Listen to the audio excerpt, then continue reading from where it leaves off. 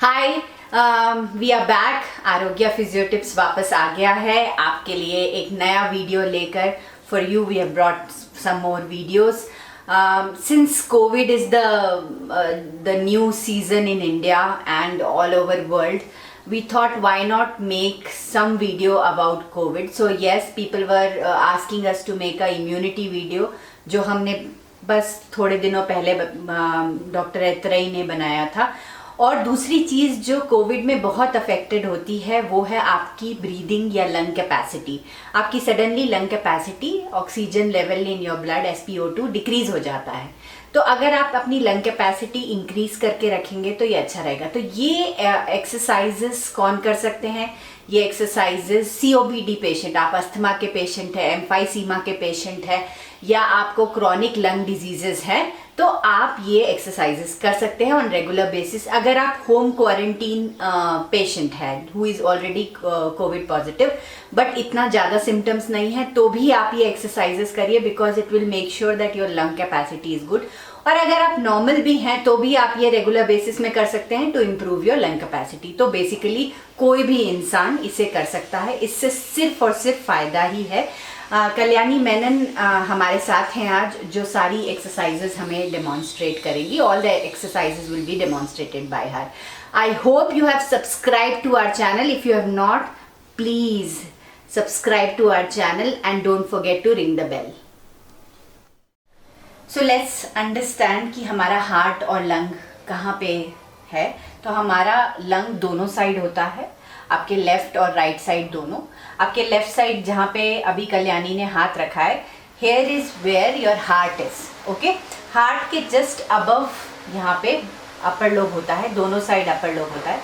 उसके नीचे यहाँ पे कहीं मिडिल लोब होता है। मिडिल लोब आपका लेफ्ट साइड नहीं होता है, क्योंकि लेफ्ट साइड में हार्ट होता है, तो इसीलिए मिडिल लोब यहाँ पे नहीं होता है। और लोअर लोब जो हम सबसे कम यूज करते हैं वो समवेयर यहाँ पे होता है। तो इसीलिए हमारे रिब्स आप देखोगे तो इस तरफ पूरा है, क्योंकि रिब्स इज बेसिकली स्टर्नम और रिब्स टुगेदर आपके कैविटी को, लंग कैविटी को एकदम प्रोटेक्ट करके रखते हैं। सो रिब्स डज दैट। सो आप जनरली अपर लोब यूज करते हो, मैक्सिमम मिडिल लोब को यूज करते हो, पर लोअर लोब्स यूज ही नहीं करते। हमारी ब्रेथ इतनी शॉर्ट हो गई है तो लोअर लोब जनरली अनयूज्ड रहता है। तो इसीलिए हमें रेगुलरली ब्रीदिंग एक्सरसाइजेस करना चाहिए, जिससे कि हमारा लंग भी एक्सरसाइज्ड हो और हमारी ऑक्सीजन कैपेसिटी बढ़े। तो इसके लिए ये एक्सरसाइजेस बहुत ही ज़रूरी है। फर्स्ट एक्सरसाइज हम करते हैं, इसको बोलते हैं एब्डोमिनल ब्रीदिंग। तो आप देखें तो आपका main breathing muscle, inspiratory muscle आपका डायफ्राम होता है। उसके बाद इंटरकॉस्टल मसल्स भी होते हैं। जनरली एक्सपिरेशन एक पैसिव फिनोमेना होता है, रिकॉइल फिनोमेना से वो अपने आप एक्सपिरेशन हो जाते हैं। इसके अलावा आपके सम शोल्डर मसल्स, नेक मसल्स, स्कैपुला के मसल्स, स्कैपुला पीछे वाली बोन होती है, वो सब एब्डोमिनल मसल्स, ये सब एक्सेसरी मसल्स होते हैं। तो फर्स्ट जो हम डेमोन्स्ट्रेट करेंगे वो है एब्डोमिनल ब्रीदिंग। इसमें कुछ नहीं करना है, इसमें आपको क्या करना है कि सांस लेनी है और सांस छोड़नी है। आपका पूरा अटेंशन ब्रेथ में होना चाहिए। हाथ को एब्डोमिन में रखें, ठीक है, और अच्छे से सांस लें। When you are taking breath, आपका एब्डोमिन ऊपर होना चाहिए। Breathe in, yes, breathe out and come down, breathe in. तो जो इंस्पिरेटरी मसल है वो आप देखेंगे चेस्ट कैविटी और एब्डोमिनल मसल्स को एक्सपैंड करता है, स्टर्नम को रेस करता है, और एक्सपिरेटरी मसल्स एग्जैक्टली ऑपोजिट करता है। तो एब्डोमिनल ब्रेथ में क्या करना है, ये करना है। अगर आपका इंस्पिरेशन एक्सपिरेशन नॉर्मल है और आपको कोई फर्क नहीं पड़ रहा है, तो आप रेजिस्टेंस डालिए। तो हाथ से रेजिस्टेंस डालिए, गिव रेजिस्टेंस। हाँ, now inspire with the resistance, expire also you give resistance, yes. तो रेजिस्टेंस से क्या होता है कि आपकी मसल्स और स्ट्रॉन्ग बन जाएगी, ब्रीदिंग मसल्स। सो इसीलिए आप रेजिस्टेंस डालना चालू करें जब आपका इंस्पिरेशन और एक्सपिरेशन नॉर्मल है। Next is pursed lip breathing. Now you must be wondering why I have kept Kalyani like this. So if it is a home quarantine patient, अगर आप घर पे कोविड पेशेंट है और जिसको ज़्यादा सिम्टम्स नहीं है, तो ब्रीदिंग के टाइम पे शोल्डर और नेक मसल्स रिलैक्स होनी चाहिए, इसीलिए उसको सपोर्ट करने के लिए हमने उनको स्लाइटली स्लैंटिंग पोजीशन में रखा है. But same exercises can be performed while sleeping, while sitting, while standing, like however you want. But the best position is this because the patient is slightly slanting and the chest is completely supported, shoulder is completely relaxed. ठीक है. Next जो हम करने वाले हैं वो है purse lip breathing. Purse lip breathing में क्या करते हैं कि हम नाक से सांस लेते हैं. तो हम नाक से सांस लेते हैं, a long deep breath in, and मुंह से सांस बाहर निकालते हैं as if we are taking out from a straw. Okay. Yes. Again breathe in from the nose. Breathe out. Now very important is when you are breathing in, your chest and abdomen should expand, and when you are breathing out, your chest and abdomen should go out. Okay, it's very important. So imagine कि आप एक straw use कर रहे हैं और उसके through आप फूक रहे हैं, तो that is pursed lip breathing. अच्छा, अगर आप inhale 4 काउंट कर रहे हैं तो expire 6 काउंट करिए. So breathe in again, 1 2 3 4, hold 2 3 4, out 2 3 4 5 6, hold 2. Now if you're not able to hold, that is okay. आप hold मत करिए, आप hold कर सकते हैं, आप hold करिए और उसके बाद पर्स लिप करिए. अच्छा, अगर आपको मुंह से ही सांस अंदर लेनी है तो वो भी आप कर सकते हैं. तो ब्रीद इन फ्रॉम मुंह and breathe out from the mouth. But personally मुंह से सांस लेने में क्या होता है कि नेजल कैविटी हमारी बनी ऐसे होती है कि उसमें हेयर फॉलिकल्स होते हैं and it protects us from bacteria and all that. तो आई वुड प्रिफर कि take it from the nose and bring it out from the mouth. So this is purse lip breathing. Third breathing exercise है diaphragmatic breathing. Diaphragmatic breathing तीनों lobes में करते हैं. तो पहले हम चालू करते हैं लोअर लोब से, क्योंकि लोअर लोब बहुत इंपॉर्टेंट होता है और सबसे कम यूज्ड होता है, तो इसीलिए ये एक्सरसाइज करना बहुत ही इंपॉर्टेंट है. आपको लोअर लोब के लिए क्या करना पड़ेगा, जैसे मैंने बताया था लोअर लोब अराउंड यहाँ पे होता है, तो आप around just down the breast you keep your hands on the side, है ना, और साइड पे रख के breathe in and breathe out. Okay, now what you will do is you will give pressure while breathing in and give pressure while breathing out. Okay, so it will be a resistance exercise for the muscles. So breathe in, hold, breathe out.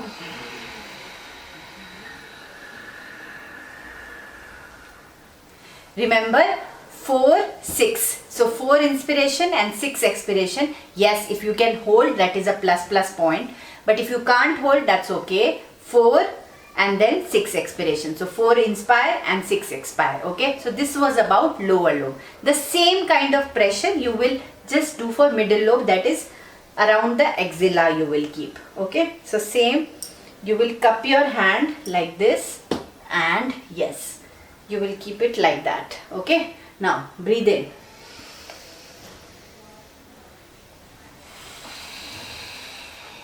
Now to check how much expansion has happened, what you can do is you can bring your thumb together.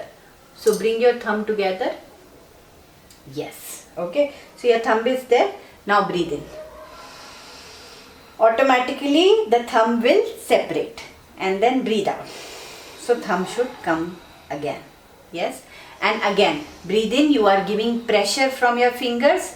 Breathe out, you are helping to release all the carbon dioxide out. So breathe in also pressure from your finger, breathe out also pressure. If you have difficulty in breathing, तो आप ये exercise बिना resistance के करिए, as in हाथ रखिए पर आप रेजिस्टेंस मत दीजिए और रेजिस्टेंस बढ़ाइए. अगर आपको ये करने में प्रॉब्लम हो रहा है तो आप एक्चुअली टॉवल भी यूज कर सकते हैं. मैं दिखाती हूँ आप टॉवल कैसे यूज कर सकते हैं.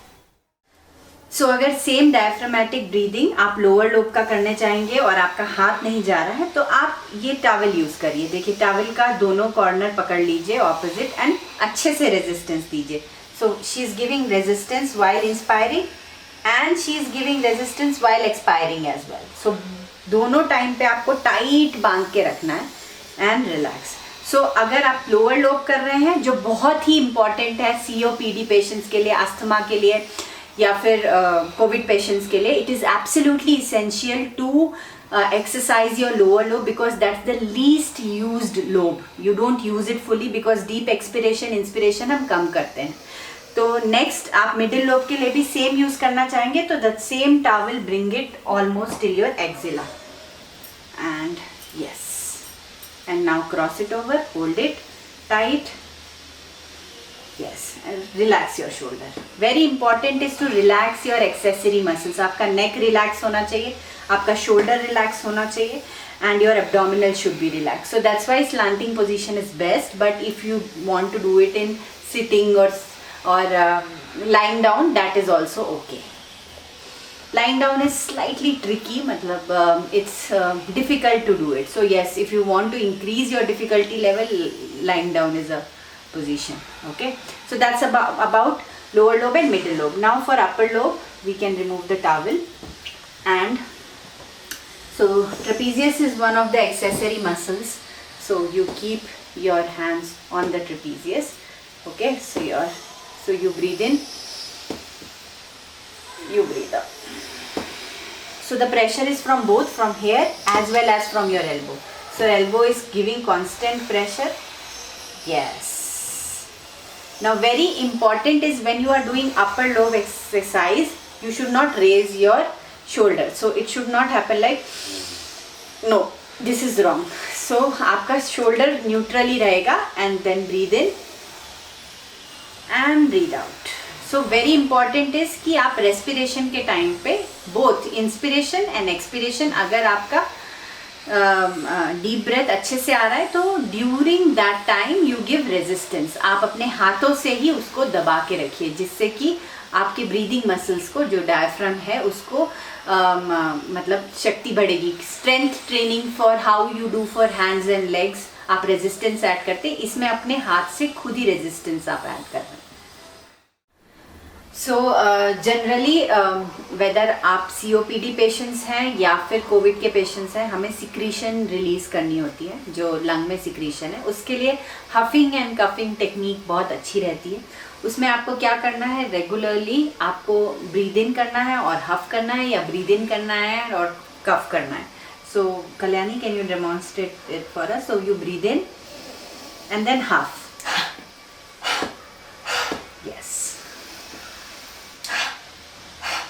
So this is huffing.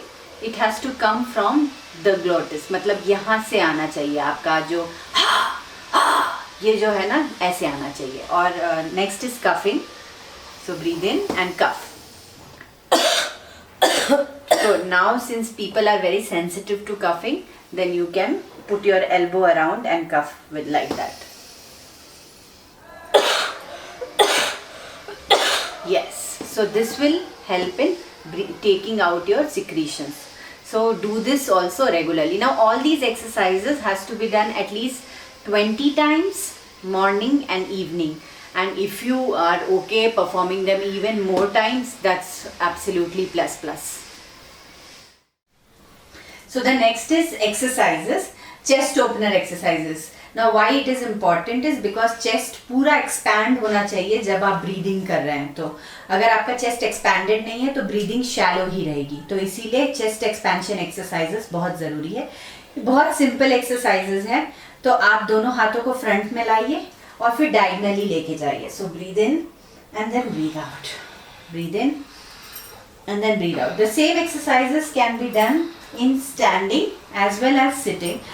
You can completely do them like 10 to 20 times each exercise. Okay, now bring both the hands down and breathe in and take it up all the way.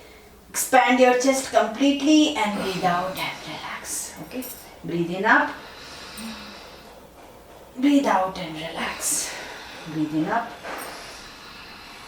breathe out and relax. Now bring both the hands front and take it to the side. Breathe in, breathe out. Breathe in, out. सांस को अंदर लीजिए और धीरे से बाहर छोड़िए. आप आपको हर एक एक्सरसाइज में चेस्ट एक्सपेंशन एक्सपीरियंस करना है कि चेस्ट आपका एक्सपैंड हो रहा है, बहुत ज़रूरी है। Now bring your elbow to 90 degree and breathe in, breathe out, breathe in, breathe out, breathe in, breathe out, breathe in, breathe out, breathe in, out. तो आपने फ्रंट चेस्ट पूरा एक्सपैंड कर लिया। अब हाथ को पीछे लेके जाइए, एक हाथ पीछे लेके जाइए, दूसरा हाथ ऊपर रखिए और साइड में ट्विस्ट होइए और साइड कैविटी को एक्सपैंड करिए। Breathe in, breathe out, don't hold your breath, don't hold your breath, breathe out, come down.